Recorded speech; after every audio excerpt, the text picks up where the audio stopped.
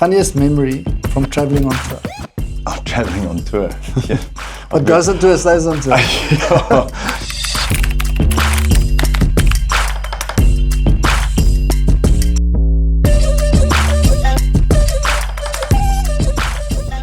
Hi, I'm Corne Krige, former rugby player. Hello, my name is Deon Fourie, and this is Bound by the Jersey.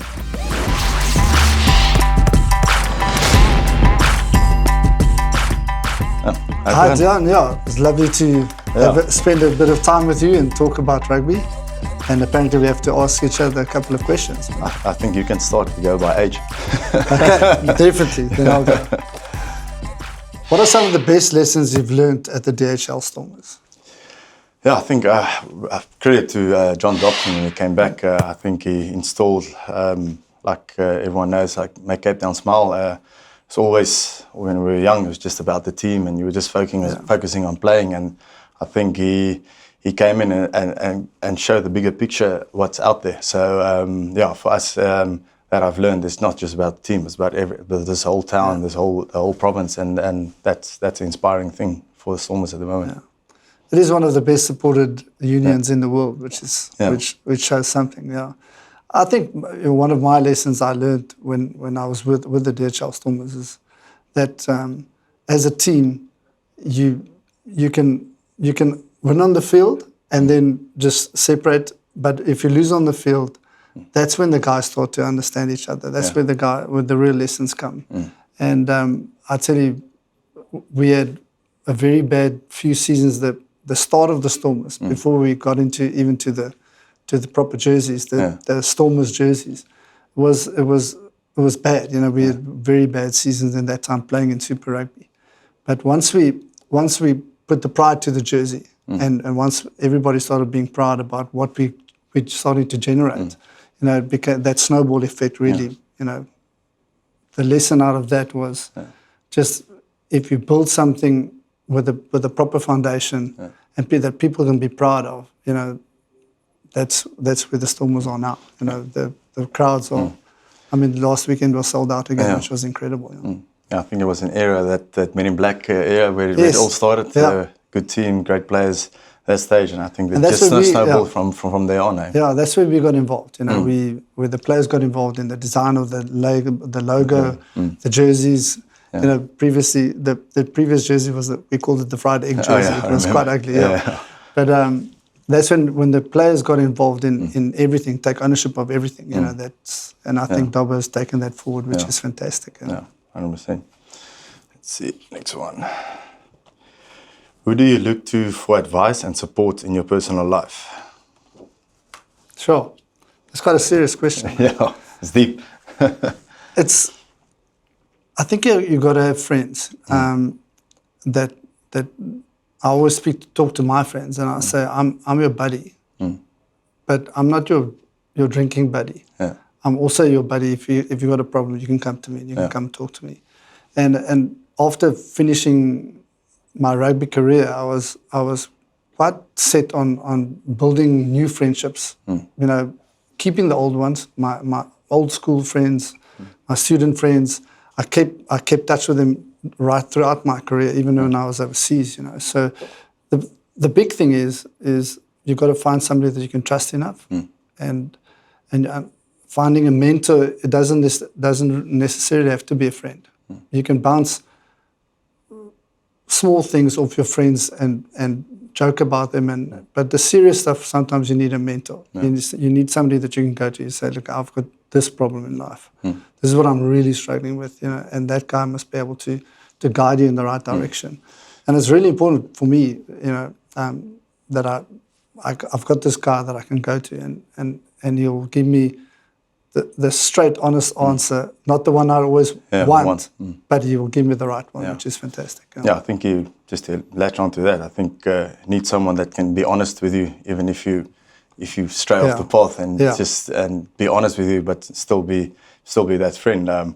I think it's in my case, it's my wife. I think we've known each other since I was in high school. We've been together, and she's the one that can criticize, but can give support as well. So she walked a long road with me and been part of the whole journey at the moment. So yeah, definitely you need that. Like I said, you need that someone that you still love and can be your friend, but can be honest as well. If you. She must be a machine, because you're playing. You're 38 and you're still playing. So she must be a machine. Yeah, sometimes he gets a bit angry with me because, like you play. There's always some cut or whatever on your face, and then you bleed on the white pillowcases, and then she's not happy. Then you grab the next one. Okay, what's your most memorable game with the DHL Stormers? I think it's been a long career, but I think the most memorable one was probably my 100th game. Lucky enough, it was the URC final as well in 2022 as well, and it was my 100th game for the Stormers. And you won. And we won. And we won the inaugural URC, and I had the chance to run out with my two kids as well. I think it's something special that you always remember and what they always remember as well. So that's definitely one of my most memorable games. Yeah, it's a tough one to try and think back. It's been nearly 25 years or 20 years or something.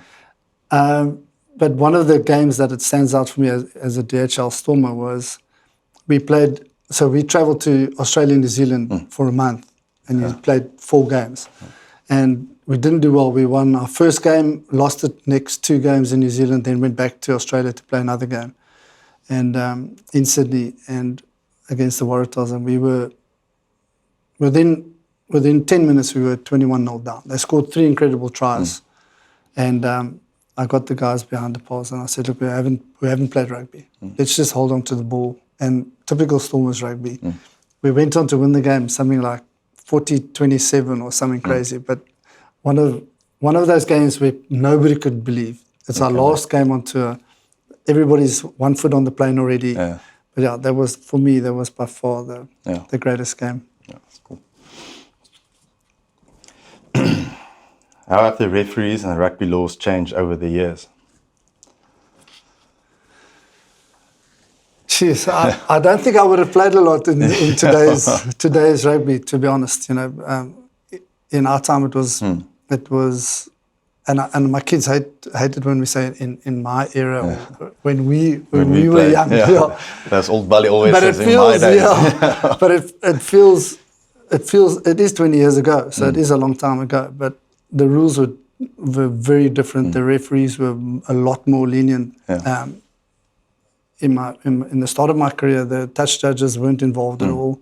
They couldn't say a word. So if the ref was looking the other way, he could do something here that the touch judge could see, but he couldn't say anything. So it was wild, and I'm glad they've cleaned up the game because as a father of a young son who plays rugby, I'm really happy that there's the rules have changed a little bit, and that's a lot more safe. But the referees,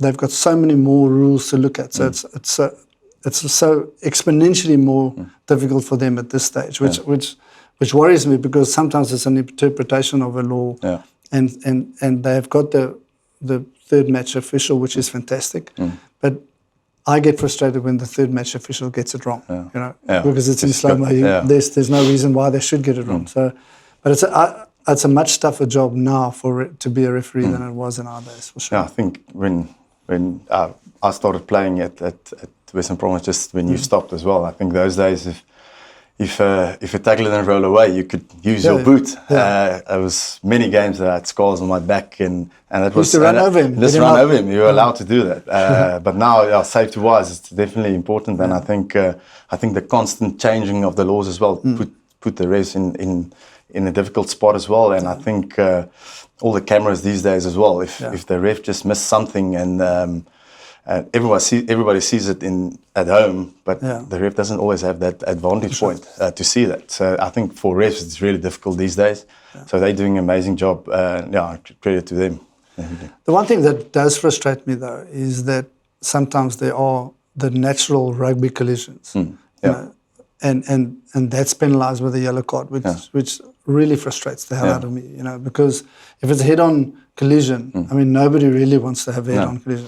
If you can see the guys aiming for the guy's head and he headbutts him, basically, that's a different story. But an accidental head clash, you can't give a guy a yellow card for that. I mean, it just changes the game. So there's a lot of frustration on that side. But I guess for for the safety of the game is probably the right way. 100%. Here we go. What's your funniest memory from traveling on tour? Oh, traveling on tour. Yeah. What goes on tour stays on tour. There's yes, there were a lot of tours, but yes, I can't remember now. But I can think about someone, but I'm not going to mention names. What happened with warm up? I think he ran out to warm up, and then I wasn't involved in the game, but just remember the story that he thought he had a little fart, and then he farted just before warm up, and then he realized it wasn't just a fart. So he had to run back into the change room and throw away his skins and put on new underpants before the game. So that story is always funny for me. And No, I've had lots of stories of on tour, but no, not PG. But Robbie Flick was often my roommate, and I don't know if he coached you. Did he coach you? Yeah, he coached me. Yeah. Flicky was wild, and one night he came home very late at night, and he just couldn't. He just couldn't keep quiet, and I was trying to sleep because I was quite serious about actually being at practice the next day. He was like, "What goes on tour stays on tour." But anyway. In the end, we got these black suitcases. In the end, I rolled him up and put him in the suitcase and put him inside until he stopped screaming. And then I pulled him. I said, "Now you go to bed and sleep." The tours. I always say to my kids when they play sport as well. Tennis tours, rugby tours, water polo tours. That's the stuff you'll remember one day. Memories, for sure. Yeah, 100%. The number 6 jersey has been worn by many South African greats. What does the legacy of number 6 jersey mean to you? Yeah, Francois Pienaar, Sia. Yeah. You. When you get the Springbok jersey, your biggest idea is to try and leave it in a better place. And to be honest, I don't think I left it in a better place because of where we were in that era. A guy like Sia can definitely say he's left it in a better place because the 2 World Cups and that you got proof. So, but the one thing I can say is that whenever you inherit a position or a jersey like the number 6 jersey. There's so much responsibility on you to try and leave it in a better place. But it wasn't for a lack of trying. That's the one thing I can say. I really tried my best. But sometimes that's an area, sometimes it's a different coach, or sometimes it's a very good, difficult time in history. So no excuses, but I would have liked to have left it in a slightly better place. Yeah, I think it's a number that will always stick in any rugby supporter in South Africa. I think, like I said, Francois Pienaar and the late Mr. Mandela that wore that jersey after we won the first World Cup. I think that's a number that will always stand out in the history of time. And like you said, the privilege to wear that jersey, if you wear it for the Springboks or for your club, it's a number that stands out always, and because everyone's got that memory of that 6 jersey where everything started. And like you said, Sia is definitely leaving it in a better place for 2 World Cups, and everything he's doing outside of rugby as well. It's amazing. So it's a number that will be synonymous in history ever. For sure. Is mine or yours? Yep. That's mine. Last one. What are the key differences between Super Rugby and the Vodacom United Rugby Championship? Did you play Super Rugby? Yeah, a long time. Jeez, that's amazing. Yeah. You've been playing for a long time. Yeah, I started 2005. Was my first year at Western Province. That's when I stopped. When you stopped. So, been around the block a few Super Rugby tours. I think the big difference is just the way, the style of play. I think if you go to New Zealand and Australia, it's similar fields, similar style of play, but when you go up north, it's sometimes you play in snow, sometimes you play in minus 10 degrees, and the artificial pitches. That's a whole new type of way of playing than just Super Rugby. So you have to learn to adapt almost with every game you're playing over there or they coming here. So That's the thing. I think that's a big difference between Super Rugby and the URC. It's just the way you have to adapt each game where you play and against who you play. Because, and with the URC now, you get the chance to play in the Champions Cup as well. So now you can play in France against French teams. That's another dynamic than the Irish. So it's the way how you can change in a squad, the way you play to adapt to you have to play. So I think that's and the circumstances around, the weather is a major factor. Massive difference. I think. I mean, I did play in Europe. I played club rugby there for 2 years, but the big difference for me is flying out to New Zealand with an 11-hour time difference. That kills you. It's 2 days that you have to recover. So that's the one thing I'd say that's a game changer of note, because when you're supposed to sleep, you can't sleep, and when you want to sleep, you shouldn't be sleeping. I think if you look at stats, I don't think South African teams won the first game. It was always difficult that first game. We were always happy if we won 1, max 2 on tour. So now you go over there, you back yourself to win 3 out of 4 if you can.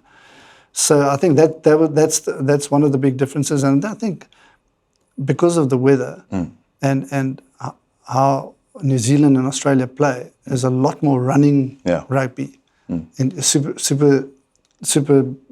rugby in the beginning was very attractive rugby to watch. Lots of tries, big scores. Whereas now if you play in the snow and it's flipping cold, it's a 9-6 win is a great win. So it's very. I think in that sense, you're right. It's very different. Yeah. But Deon, thanks, man. What an honor and a privilege. I can't believe you're still playing at 38. I stopped at 30. I couldn't. I'm done. I'm still enjoying broke my it. body. I'm still enjoying it. I like the environment that I'm in, and it keeps me happy. Gets me up at bed in the morning. Gets me out of bed. So enjoying it still, and what a privilege for me to. You were one of my heroes when I was in high school. Always wanted to be like Corne Krige. Always wanted to bleed, and he always just bled. But you bled enough now. Bled for the team and the jersey, whatever. So it's always a privilege to meet you. And thank you. Thanks, Awesome. Thanks for the opportunity. Lekker. Cheers, Corne. Thanks,